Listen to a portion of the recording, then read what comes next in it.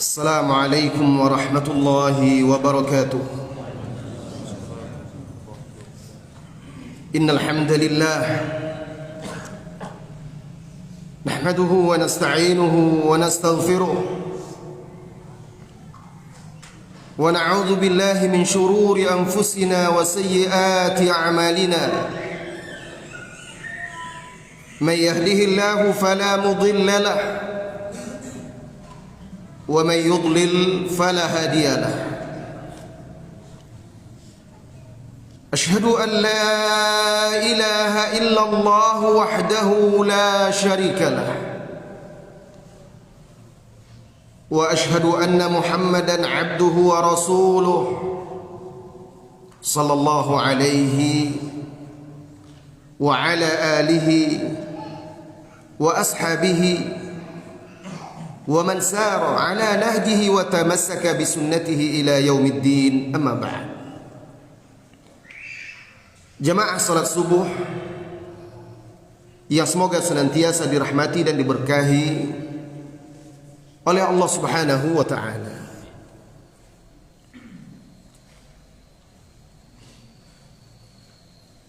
Mari senantiasa bersyukur, memperbanyak puja dan puji kita kepada Allah Subhanahu wa taala. Alangkah banyaknya nikmat-nikmat yang senantiasa Allah limpahkan kepada kita. Subuh hari ini Allah Subhanahu wa taala mempertemukan kita di masjid ini, di rumahnya ini. Semoga semua kita yang berkumpul subuh hari ini di masjid ini diberikan oleh Allah Subhanahu wa taala ilmu yang bermanfaat dan amal saleh. Salawat dan salam jangan lupa untuk senantiasa diucapkan setiap kali kita menyebut nama Nabi kita Muhammad sallallahu alaihi wasallam atau mendengarnya disebut di depan kita. Maka berselawatlah sebagai salah satu bentuk kecintaan kita kepada beliau dengan sering mengucapkan salawat, khususnya ketika kita menyebut namanya atau mendengar namanya disebut. Bapak Ibu jamaah kaum muslimin dan muslimat rahimani Allah wa iyyakum.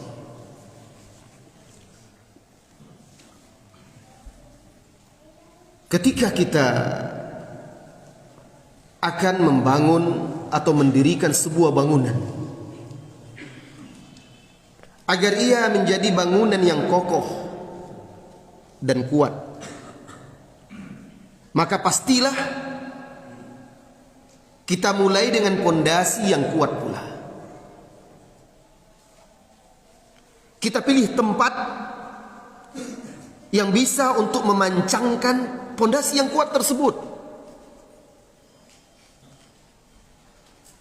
Lalu kita rancanglah pondasi agar nanti bangunan tersebut kuat, kokoh, tahan terjangan badai, goncangan gempa. Demikianlah ketika kita ingin membangun umat ini.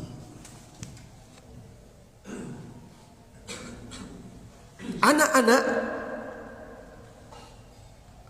adalah salah satu bagian dari umat ini, bagian dari bangunan ini yang kelak diharapkan melanjutkan, menjadi generasi yang akan melanjutkan untuk menjaga, untuk mengembalikan kejayaan umat Islam, kemuliaannya, memperkokoh bangunannya. Oleh karena itu, wahai Bapak Ibu jemaah semuanya, pendidikan anak di dalam Islam sangat diperhatikan, khususnya pendidikan akidah sang anak. Karena akidah adalah landasan, pondasi, di atasnya lah ditegakkan amal soleh, akhlak yang mulia, budi pekerti yang tinggi, amal soleh, ibadah, kebaikan-kebaikan. Semuanya itu tumbuh besar dan bercabang dari landasan akidah yang kuat dan benar. Kaum muslimin dan muslimat, oleh karena itu subuh hari ini kita beri judul, pertemuan kita ajarkan anak-anakmu akidah atau tauhid. Kebutuhan kita kepada akidah sejatinya melebihi kebutuhan kita kepada makanan. Bagaimana kalau seandainya sehari, 2 hari, 3 hari atau lebih kita tidak mendapatkan makanan, tidak ada asupan makanan pokok, badan kita menjadi lemah, mudah terserang penyakit. Nah, akidah itu kehidupan bagi jiwa kita, bagi hati kita, bagi roh kita. Ia membutuhkan asupan akidah itu. Bahkan akidah itulah hidup dan matinya di dunia ini. Bagaimana seseorang hidup tanpa akidah, tanpa tauhid? Lihatlah anak-anak di zaman sekarang, Pak Bu. Mungkin di rumah kita, atau di sekeliling rumah kita, di lingkungan kita. Anda, saya, kita semua bisa menyaksikan bagaimana kehidupan anak-anak generasi di zaman sekarang. Mulai dari yang kecil, kemudian remaja, dan seterusnya. Lihatlah. Mereka tidak tahu apa tujuan hidup mereka. Tidak tahu harus seperti apa dan bagaimana dalam hidup ini. Apa yang harus dilakukan. Karena tidak memiliki akidah.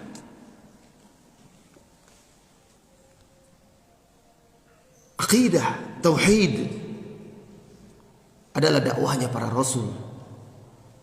Bahkan semua rasul alaihi wassalatu wassalam diutus oleh Allah subhanahu wa ta'ala untuk mengajak manusia mentauhidkan Allah. Semua para nabi dan rasul mengajarkan akidah, mengajarkan tauhid sebagai landasan dakwah mereka. Yang pertama mereka dakwahkan kepada manusia.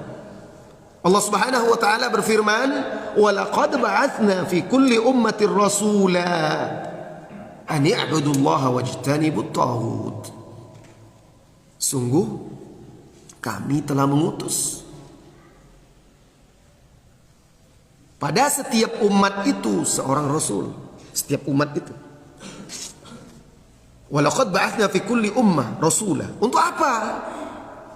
أَنِ اعْبُدُوا اللَّهَ وَاجْتَنِبُوا الطَّاغُوتَ. Agar mereka menyerukan kepada umatnya, kepada kaumnya, ibadatilah Allah dan jauhilah taghut.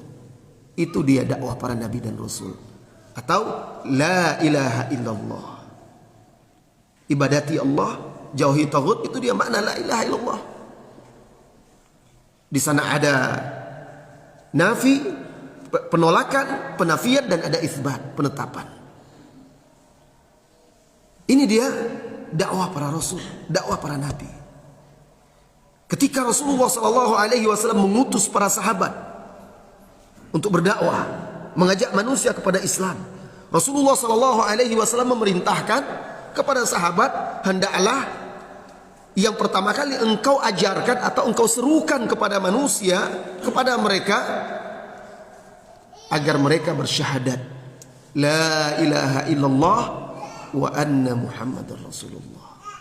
Setelah itu baru menyusul yang lainnya seperti sholat, zakat, dan seterusnya. Ini menunjukkan sangat pentingnya akidah dan tauhid.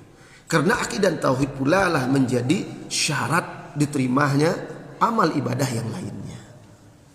Bapak Ibu jamaah semuanya, ketika anak tumbuh di atas akidah, mengenal Allah Subhanahu wa taala, maka kehidupannya akan lurus. Kenapa? Karena Allah akan selalu membimbing dia, melimpahkan taufik kepada dia, melindungi dia. Anak yang bertauhid,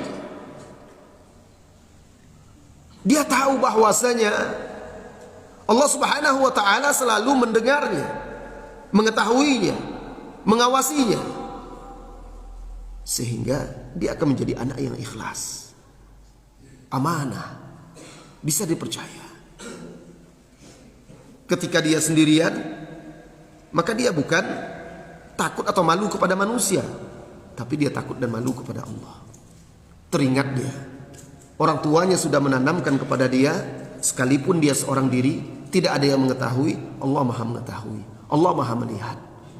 Semua tindak tanduknya dilihat dan didengar oleh Allah Subhanahu wa taala. Kelak di hari kiamat dia akan diminta pertanggungjawaban. Sehingga dia menjadi seorang yang istiqomah, terjaga dari dosa dan maksiat, terjaga dari perbuatan syirik dan kekufuran. Kenapa? Karena ada akidah yang menjaganya tadi. Kemanapun dia pergi, dimanapun dia berada, sekalipun jauh dari orang tua, orang-orang yang dicintainya, dari guru, teman dan sahabatnya, dia tetap istiqomah. Karena ada akidah tadi yang sudah tertanam kokoh di dalam sanubarinya. Ini pentingnya akidah. Oleh karena itu, Allah Subhanahu wa taala mengingatkan para orang tua. Orang tua memiliki peran yang sangat penting dalam mengajarkan akidah tauhid kepada anak-anaknya. Bukankah Nabi SAW bersabda, dan hadis ini masyhur, sering kita dengar ustaz-ustaz menyampaikannya, kullu mauludin yuladu 'alal fitrah.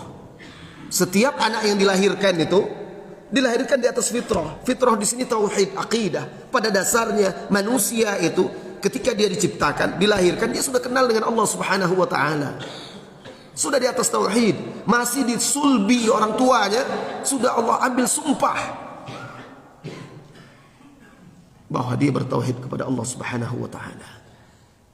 Ini Allah ceritakan di dalam surah Al-A'raf di 9 itu.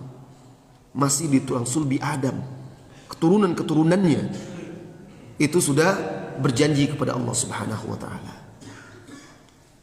Akan tetapi ketika dia dilahirkan, fa abawahu yahwidanihi au yunassiranihi au yumajjisanihi, kedua orang tuanya yang akhirnya membuat dia itu menjadi seorang Yahudi. Karena orang tua melalaikannya, tidak memperhatikan agama anaknya, tidak mendidik dan membinanya. Atau orang tuanya pula yang menyebabkan anak yang menjadi Nasrani atau menjadi Majusi. Maka orang tua bertanggung jawab dan akan diminta pertanggungjawaban kelak di hari kiamat. Apakah dia benar-benar sudah menanamkan agama, akidah kepada anaknya atau tidak? Kaum muslimin dan muslimat yang semoga senantiasa dirahmati dan diberkahi oleh Allah Subhanahu wa taala.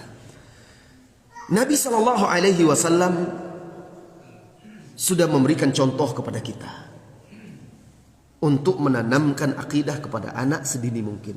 Bahkan mulai ketika sang anak baru dilahirkan.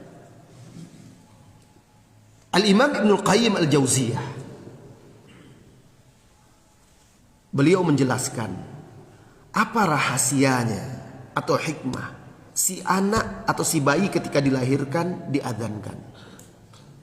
Di sini ada khilaf di antara para ulama ya. Mungkin sebagian jemaah sudah membaca dan mendengar. Ada yang mengatakan mengadzankan bayi yang baru dilahirkan itu tidak ada yang mengatakan ada. Nah, ini kembali kepada ulama berbeda pendapat dalam mensahihkannya hadis tersebut. Ada yang mensahihkan, ada yang mentaifkan. Nah, Al-Imam Ibnul Qayyim Al-Jauziyah termasuk salah satu ulama yang mensahihkan hadis tersebut, dan banyak juga ulama-ulama lain yang mensahihkannya. Sebagian lagi ada lagi yang mentaifkannya. Nah, sekarang kita jelaskan. Ketika si bayi dilahirkan, lalu dia diadzankan, apa hikmahnya? Kenapa dia diadzankan? Saya akan nukilkan perkataan Al-Imam Ibnu Qayyim Al-Jauziyah agar kita paham apa maksudnya. Kata beliau, wasirrut ta'dzin wallahu a'lam an yakuna awwal ma yaqra'u sam'al insan kalimatuh. Rahasia diadzankannya bayi, Allahu a'lam, yaitu agar kalimat pertama yang menembus telinganya, masuk ke jiwanya, yaitu kalimat-kalimat Allah Subhanahu wa taala. Al-mutadamminah, kalimat-kalimat yang mengandung likibriya'ir rabbi wa 'azamatihi, yang mengandung keagungan kebesaran Rabb, wasyahadah, dan juga syahadat. Di dalam azan ada syahadat la ilaha illallah dan Muhammadur Rasulullah, allati awwalu ma yadkhulu biha al-Islam. Syahadat yang merupakan perkara pertama yang menjadi gerbang seseorang itu masuk ke dalam Islam. Fakana dzalika katalqini lahu syiarul Islam 'inda dukhulihi ila dunya. Nah, seolah-olah ketika si bayi itu diadzankan, seolah-olah dia ditalkinkan dengan syahadat ini ketika pertama kali dia datang ke dunia, sebagaimana nanti dia ketika akan meninggalkan dunia ini juga ditalkinkan saat sakarat, ditalkinkan, fulan ucapkan la ilaha illallah. Jadi dia mengawali hidupnya di dunia dan mengakhirinya dengan kalimatut tauhid yang merupakan pokok dari akidah itu.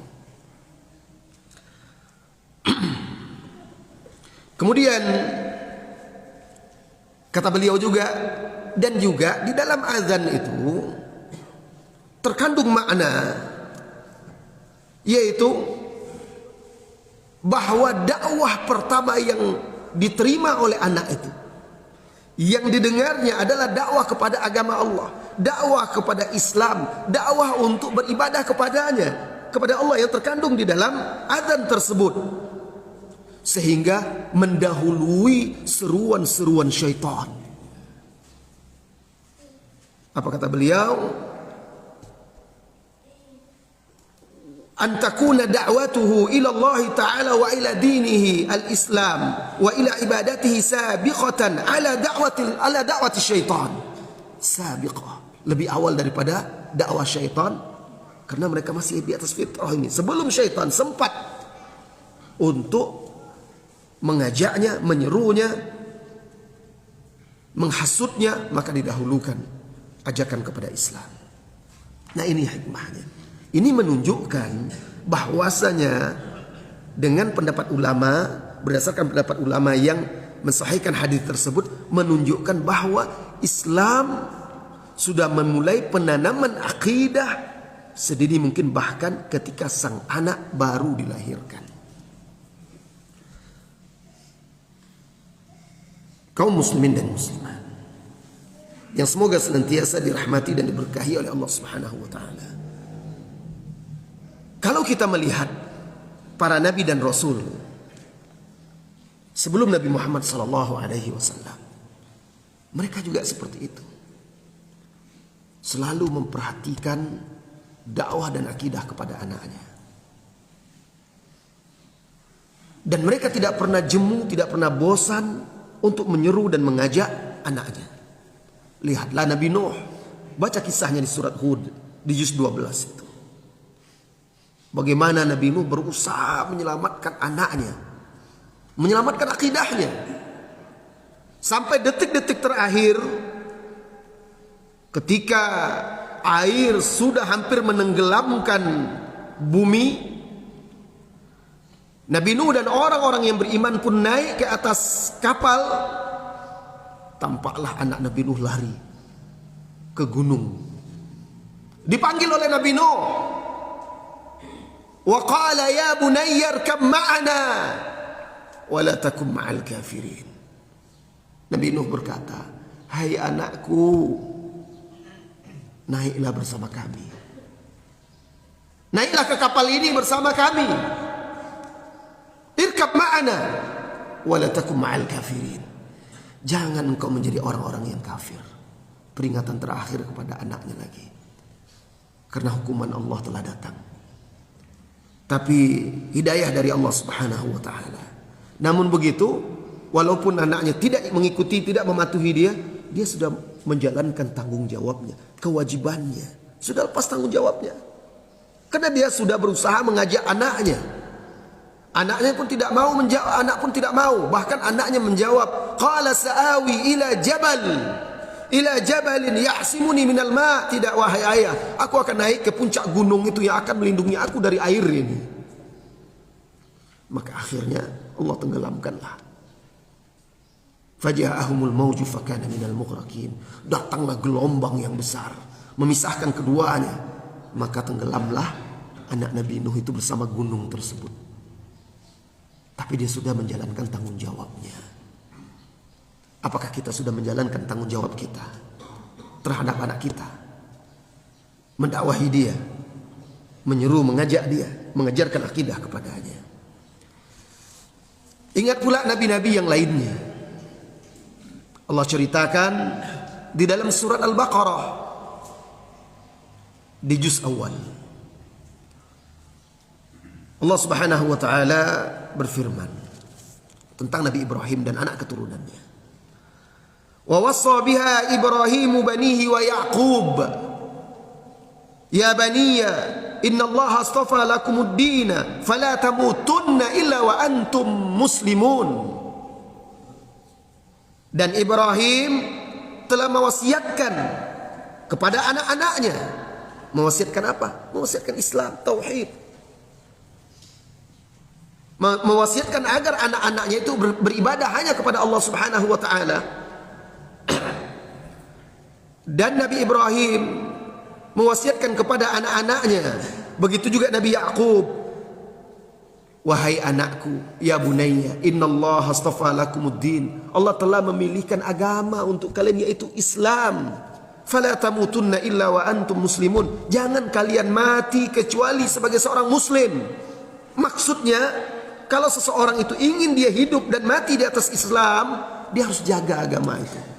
Karena ajal itu kita tidak tahu kapan datangnya. Maka harus selalu kita jaga agama itu. Harus selalu istiqomah di atasnya. Kemudian dilanjutkan lagi berikutnya. Am kuntum syuhada idh hadara Yaqubal maut. Ingatlah, ataukah kalian hadir menyaksikan ketika kematian datang menjemput Nabi Yaqub? Idh qala li bani, ketika Nabi Yaqub saat dia di atas dipan kematian, menunggu ajal datang menjemputnya, anak-anaknya ada di sekelilingnya, dia berkata kepada anak-anaknya, qala li bani ma ta'buduna min ba'di. Ia berkata kepada anak-anaknya, apa yang kalian ibadati nanti sepeninggalku? Jadi kekhawatiran dia itu terhadap anak-anaknya bukan nanti anak saya kalau saya meninggal bagaimana kehidupan dia, pekerjaan dia, harta dia, dan lain sebagainya. Bukan itu yang dipikirkannya. Yang merisaukan dia, yang dipikirkan dia adalah apa yang kalian ibadati nanti. Apakah kalian masih tetap bertauhid, berakidah, menyembah Allah, memegang teguh agama ini?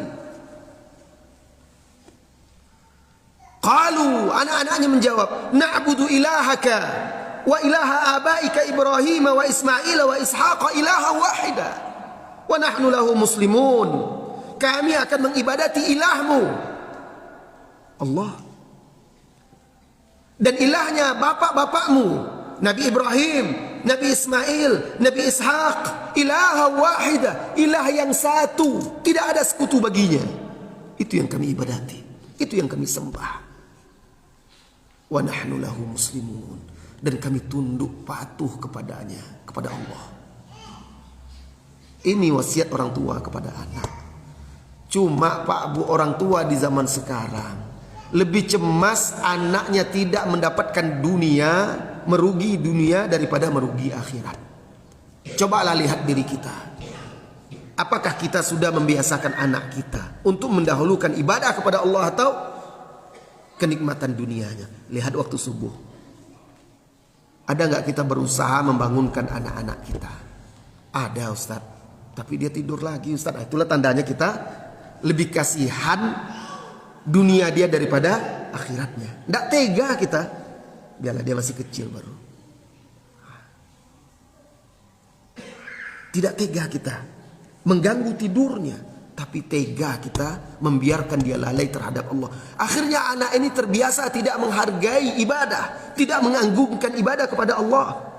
Dia menganggap itu hal yang sepele, nggak ada masalah.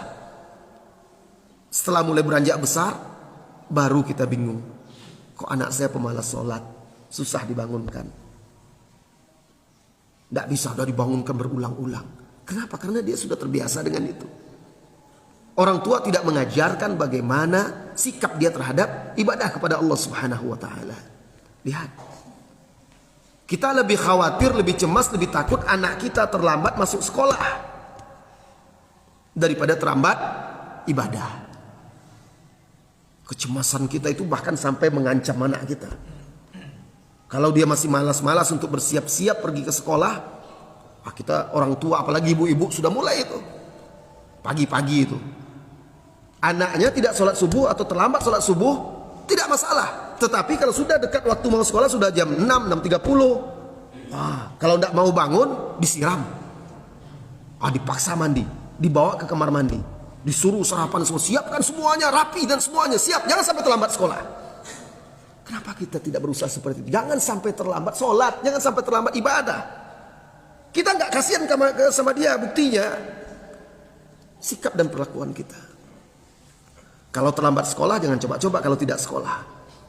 Dicubit, diancam, tidak dikasih jajan, tidak begini, tidak begitu. Kamu kalau tidak mau sekolah tidak usah minta-minta piti ke Pak Leo. Kan begitu. Tapi kalau sholat tidak ada. Akhirnya anak tumbuh besar, dia lebih cenderung kepada dunia. Dunia lebih besar bagi diri dia daripada Allah. Allahu Akbar itu setiap hari dia dengar, tapi tidak ada makna di dalam jiwa dia. Kenapa? Karena kita juga yang mengajarkan seperti itu. Yang membesarkan dunia pada dia daripada Allah Subhanahu wa ta'ala. Ini masalahnya kenapa anak-anak di zaman sekarang itu susah diatur. Lebih cinta dunia daripada agamanya. Karena kelalaian kita, Bu, Pak.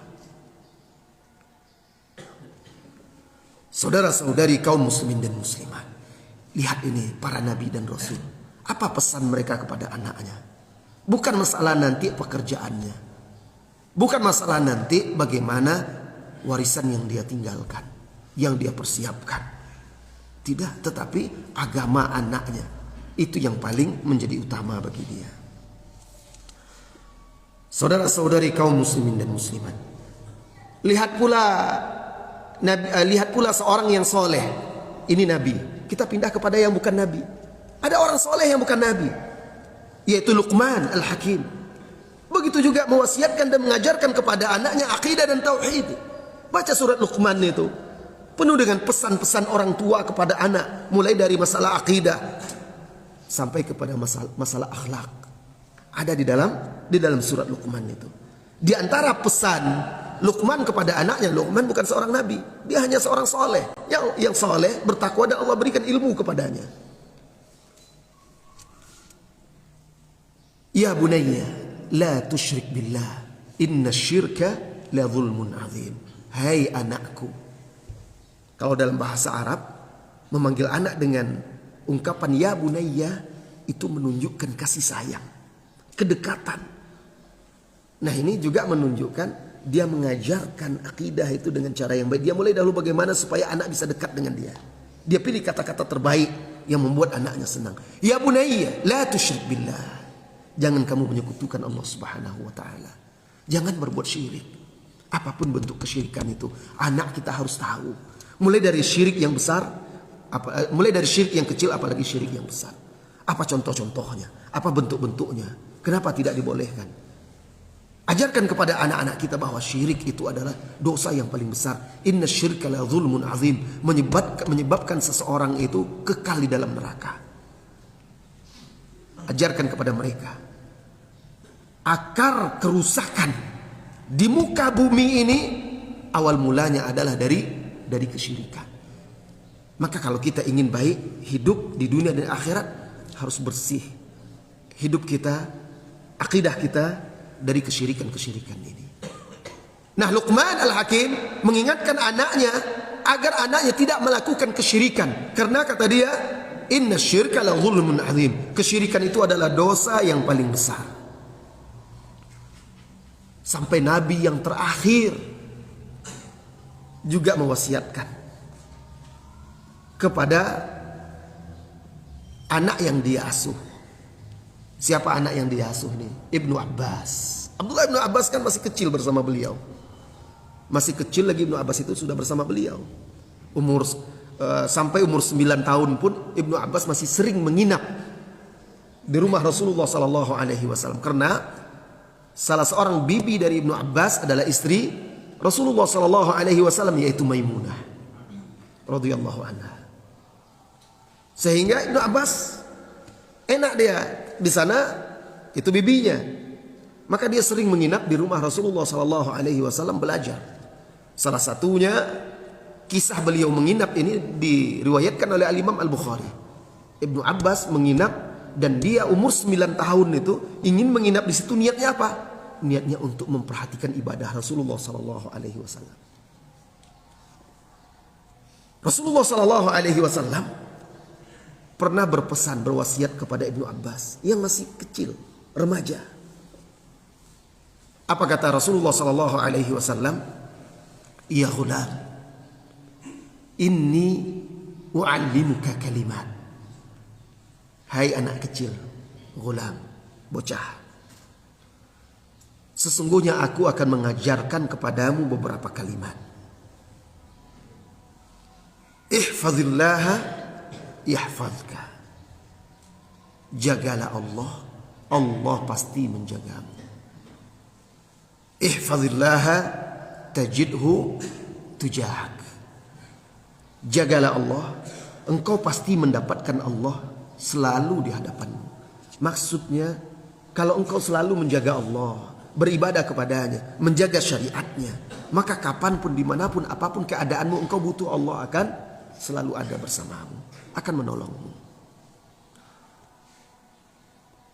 Wa idza sa'alta fas'alillah, wa idza ista'anta fasta'in billah. Kalau engkau ingin meminta sesuatu, minta kepada Allah. Kalau engkau ingin meminta tolong, minta pertolongan kepada Allah. Lihat, Rasulullah sallallahu alaihi wasallam mengajarkan dan menanamkan akidah, tauhid, agar anak ini bergantung kepada Allah Subhanahu wa taala. Agar dia selalu merasakan, meyakini dan merasakan bahwa Allah itu selalu bersama dia, mengawasi dia, melihat dia, mendengar dia. Maka jaga dia Allah itu. Jaga agamanya, jaga ibadah kepadanya, jaga ketakwaanmu kepadanya. Allah pasti akan menjagamu. Kalau anak sudah seperti itu, lihat anak yang dibina oleh Rasulullah sallallahu alaihi wasallam ini. Kata Ibnu Abbas radhiyallahu anhuma, waktu itu Ibnu Abbas ditugaskan oleh ayahnya Al-Abbas yang merupakan paman Nabi sallallahu alaihi wasallam untuk mengambil uang. Karena Rasulullah ada hutang, ada janji dengan Ibnu Abbas, dengan pamannya Al-Abbas. Al-Abbas segan untuk menagihnya. Menagihnya langsung kepada Rasulullah sallallahu alaihi wasallam. Dikirimnya ala anaknya yang masih remaja, umur 9 tahunan waktu itu. Pergilah Al-Abbas ini, Abdullah bin Abbas ini ke masjid. Dilihatnya Rasulullah sholat, ditunggunya. Sudah maghrib, Rasulullah masih di masjid sampai salat Isya. Setelah salat Isya ditunggunya sejenak. Lalu Rasulullah beranjak untuk ke masjid. Maka dikejar oleh Abdullah bin Abbas. Lalu Abdullah bin Abbas menyampaikan hajatnya, apa yang dia inginkan. Kemudian Rasulullah sallallahu alaihi wasallam mengatakan kepada Abdullah bin Abbas, "Ya ghulam, bit indana al-lailah." Hai nak, malam ini kamu tidur di rumah kami ya. Senang Abdullah bin Abbas. Lalu dia bertekad, apa kata dia? Dia sendiri yang cerita meriwayatkan hadis ini. Ini dikeluarkan oleh Imam Al-Bukhari. Aku malam ini aku akan awasi bagaimana ibadah Rasulullah sallallahu alaihi wasallam. Sampai mereka di sana di rumah, malam itu jatah Rasulullah sallallahu alaihi wasallam menginap di rumah Maimunah radhiyallahu anha, bibi dari Ibnu Abbas. Sampai di sana Rasulullah duduk, mereka bertiga bercerita sejenak. Itu kebiasaan Rasulullah SAW juga, memberikan waktu untuk keluarganya, duduk bersama keluarganya, cerita, cengkrama. Setelah itu akhirnya mulailah mereka beranjak tidur. Rasulullah hanya punya satu bantal. Beliau sebantal berdua dengan istrinya, selalu seperti itu. Makanya romantis terus. Kalau sekarang orang enggak, suami punya bantal, istri punya bantal, punya guling masing-masing. Akhirnya udah tidur sama gulingnya aja lagi kan. Nah, Rasulullah cuma satu bantal. Karena bantalnya cuma satu, akhirnya dibagi tiga. Dibagi tiga lah. Misalnya di sini Maimunah dengan Rasulullah SAW, sebelah sini Ibnu Abbas. Ibnu Abbas pun pura-pura tidur. Dan sebelum tidur, Ibnu Abbas rupanya sudah berpesan kepada bibinya, wahai bibi, nanti malam kalau Rasulullah bangun, bangunkan saya. Dia ingin lihat ibadahnya Rasulullah SAW. Lihat anak yang terdidik di atas agama. Tapi Ibnu Abbas khawatir dia tidak terbangun. Maka malam itu dia tidak tidur, pura-pura tidur dia. Sampai kata Ibnu Abbas, akhirnya Rasulullah pun tidur. Dan saya mendengar nafasnya. Karena orang kalau tidur kan berat nafasnya.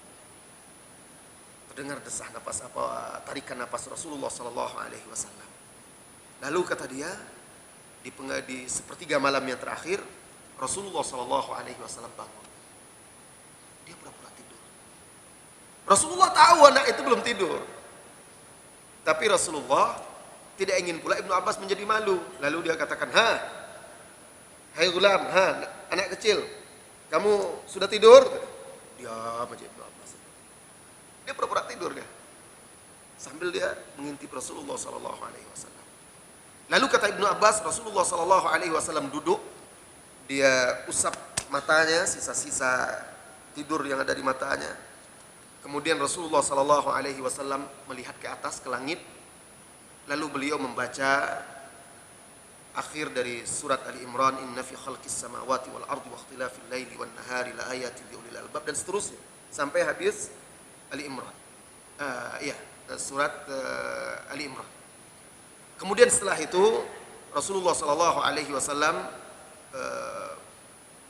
setelah itu berdoa, membaca doa. Kemudian beliau berdiri lalu pergi ke tempat air. Ada kantong air terbuat dari kulit, ya, qirbah namanya. Mungkin kalau orang kita gerabah katanya, yang diletakkan digantung di dinding. Rasulullah SAW mengambil itu, lalu beliau bersiwak, kemudian berwudu. Semua itu diperhatikan oleh Ibnu Abbas. Pura-pura tidur. Lalu Rasulullah SAW berdiri menghadap kiblat, kemudian bertakbir. Setelah Rasulullah takbiratul ihram, cepatlah Abdullah Ibnu Abbas bangun. Segera dia bangun, ditirunya Rasulullah. Lihat anak itu, kalau sudah dia terdidik, terbina dengan yang baik, bangun dia, duduk pula seperti duduk Rasulullah, diusapnya matanya sallallahu alaihi nabi, lalu dia menatap ke langit dan dibacanya ayat yang dibaca oleh Rasulullah sallallahu alaihi wasallam. Kemudian dia berdiri pula, berwudu, kemudian dia salat berdiri di kiri Rasulullah sallallahu alaihi wasallam. Karena dia keliru, dipindahkan oleh Rasulullah sallallahu alaihi wasallam di sebelah kanan. Karena kalau berdua, makmum itu di sebelah kanan imam. Apa kata Ibnu Abbas? Lihat Rasulullah sallallahu alaihi wasallam. Rasulullah sedang salat sunat, salat tahajud. Apa kata Ibnu Abbas? Karena dia begadang malam itu, dia kantuk-kantuk salat itu. Maka Rasulullah sallallahu alaihi wasallam memijit-mijit telinganya supaya dia tidak sambil salat ini. Kalau dilihatnya Ibnu Abbas sudah mulai kantuk, dipencet-pencetnya telinganya. Tersadar lagi Ibnu Abbas. Begitu Rasulullah sallallahu alaihi wasallam mendidik anak itu. Ya. Nah, ini menjadi contoh kita orang tua. Sehingga anak itu akhirnya, lihat Ibnu Abbas, menjadi ulama para sahabat, orang yang paling paham Al-Quran.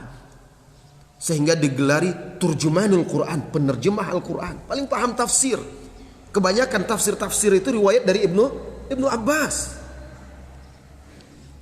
Menjadi ahli tafsir, kemudian menjadi periwayat hadis yang banyak juga, salah seorang sahabat yang banyak meriwayatkan hadis, Abdullah bin Abbas radhiyallahu anhuma.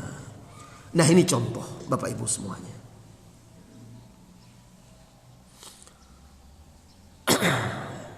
Bapak Ibu jamaah yang semoga senantiasa dirahmati dan diberkahi oleh Allah Subhanahu wa taala.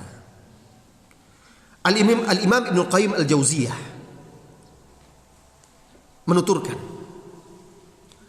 faman ahmala ta'lima waladihi ma yanfa'uh, barang siapa yang melalaikan pendidikan pengajaran anaknya, apa-apa yang bermanfaat bagi anaknya tersebut, wa tarakahu, dan meninggalkan anaknya tersia-sia, sudah, artinya dibiarkan, dilalaikan. Barang siapa yang melalaikan pendidikan agama anaknya atau yang bermanfaat bagi anaknya dan membiarkannya sia-sia, faqad asaa ghayatal isaah, sungguh orang tua ini telah melakukan keburukan yang sangat buruk. Wa aktsarul aulad innama jaa fasaduhum min qibalil aba wa ihmalihim wa tarki ta'limihim faraiduddin wa sunanihi.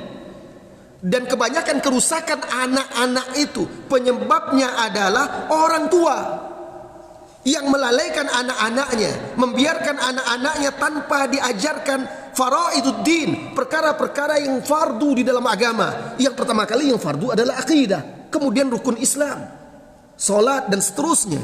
Karena orang tua melalaikan anaknya dalam hal ini, dan juga sunnah-sunnahnya, melalaikan mengajarkan sunnah-sunnah kepada anaknya, fa'adha'uhum sighara falam yantafi'u bi anfusihim, mereka sia-siakan anaknya di waktu kecil sehingga setelah besar mereka pun tidak mendapatkan manfaat dari anaknya. Jadi ketika melihat anak kita susah diatur, harusnya yang pertama jangan kita katakan, saya udah capek mendidik anak ini, sudah susah saya Ustaz, semua cara sudah saya usahakan Ustaz, tapi anak saya nggak juga mau diatur. Koreksi diri kita dulu. Apakah betul kita sudah maksimal mengajarkan agama pada anak kita?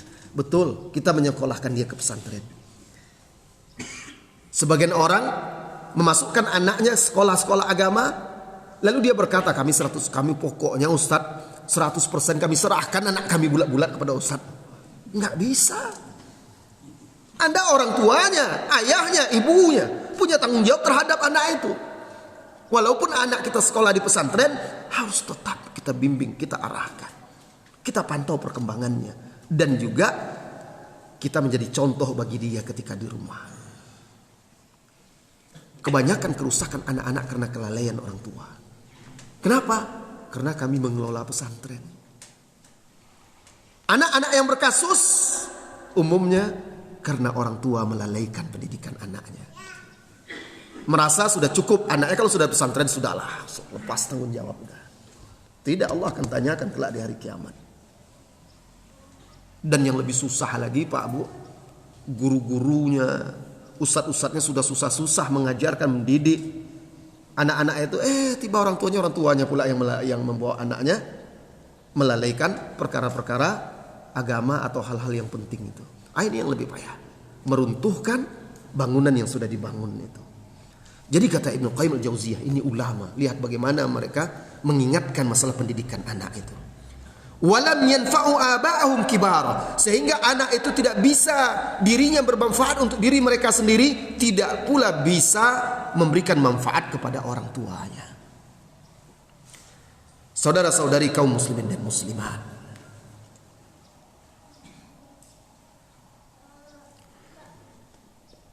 mengajarkan anak-anak akidah yang sahih sedari kecil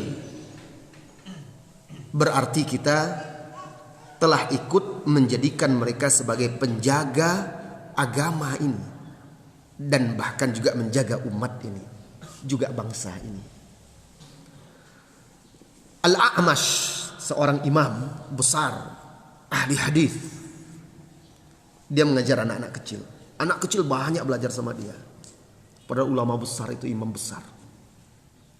Sebagian orang sekarang kan kalau ustaz-ustaz agak, kalau anak kecil pula yang dia berinya ke kita untuk mengajar, agak sedikit jaga-jaga image dia. Masa anak kecil yang diberikan kepada saya? Tidak, anak kecil ini penting sekali. Jadi ketika itu orang melihat anak kecil banyak di dekat A'mash ini. Kemudian orang bertanya kepada dia, haula il ghilman haula, Hai imam, ngapain anak-anak kecil itu di sekelilingmu? Kok banyak sekali di dekatmu? Ini imam besar, ulama besar. Apa kata Al-Amash kepada orang itu? Uskut, diam.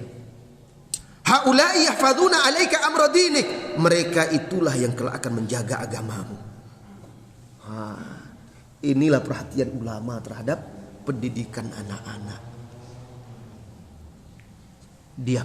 Karena ada orang yang kok imam ini kok malah dengan anak-anak kecil dia yang diajarnya. Mereka inilah haula'i yahfadzuna 'alaika amra dinik, yang kelak di masa depan akan menjaga agamamu. Saudara-saudari kaum muslimin dan muslimat. Kemudian juga yang menyebabkan para orang tua kita harus memperhatikan masalah akidah ini, mengajarkan masalah akidah kepada anak-anak, karena banyaknya racun-racun yang meracuni anak kita, meracuni agama, akidah, ibadah, akhlak mereka. Tontonan dan tayangan game-game yang dimainkan oleh anak-anak kita merusak akidah mereka. Film-film kartun anak-anak kecil itu.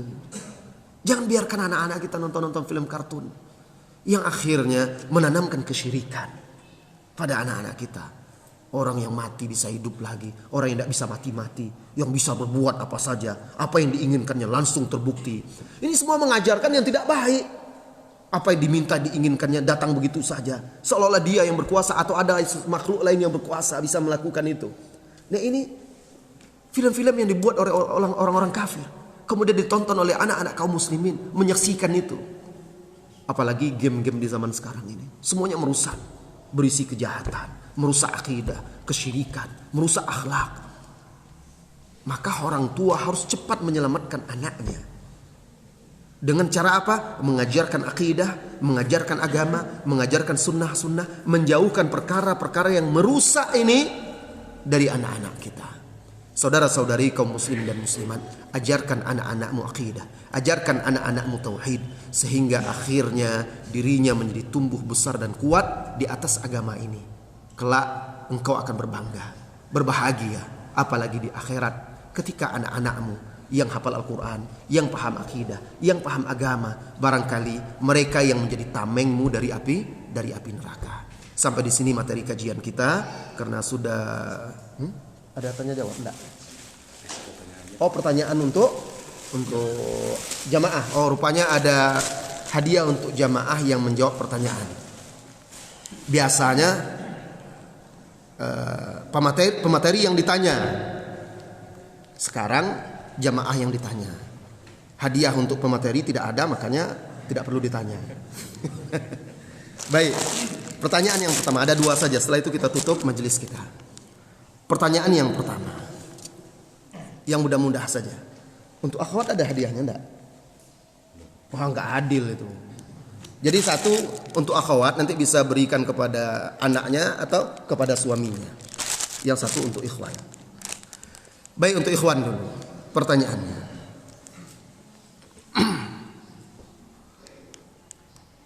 apa yang susah ya? Kita cari yang susah. Saya akan cari pertanyaan yang susah karena hadiahnya jubah ini. Oh ya, di surat apa firman Allah Subhanahu wa ta'ala, am kuntum syuhada'a idh hadara Ya'qub al-maut? Antum panitia atau enggak? Jamaah Al-Baqarah juz berapa itu?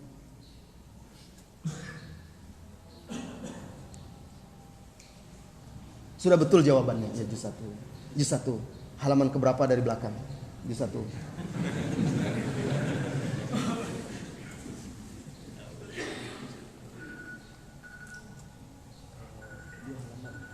Halaman kedua dari belakang, ya.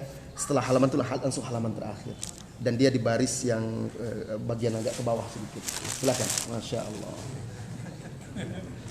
Dapat pula lagi tambahan kopiah.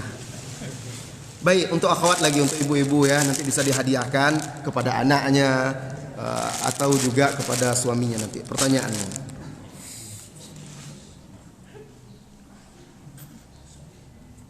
Ibu, Rasulullah sallallahu alaihi wasallam pernah berpesan, "Ya ghulam, inni u'allimuka kalimat." Nak, sesungguhnya aku akan ajarkan kepadamu beberapa kalimat. Kepada siapa Rasulullah pesan berwasiat ini? Yang di belakang dulu Bu, maaf dulu angkat tangan ya, silakan. Ya Ibu ya. Ibnu Abbas radhiyallahu anhuma. Ahsanti, betul ya. Nanti silakan ambil hadiahnya kepada panitia dan silakan berikan kepada anaknya atau suaminya, mudah-mudahan bermanfaat, digunakan untuk ibadah, untuk sholat ya. Jadi Ibnu Abbas radhiyallahu anhuma, ini hadis yang sangat masyhur sekali, bagus sekali, diajarkan kepada anak kita, disuruh anak kita menghafalnya, dihafalkan, diulang-ulang sehingga terpatri di dalam hati mereka. Baik Bapak Ibu jamaah semuanya, akhirnya sampai kita di penghujung pertemuan kita. Mudah-mudahan Allah Subhanahu wa taala meneguhkan kita di atas agamanya dan juga menumbuhkan anak-anak kita di atas akidah yang benar, di atas agama dan manhaj yang lurus. Wassallallahu wasallam ala nabiyyina Muhammadin walhamdulillahirabbil alamin. Assalamualaikum warahmatullahi wabarakatuh.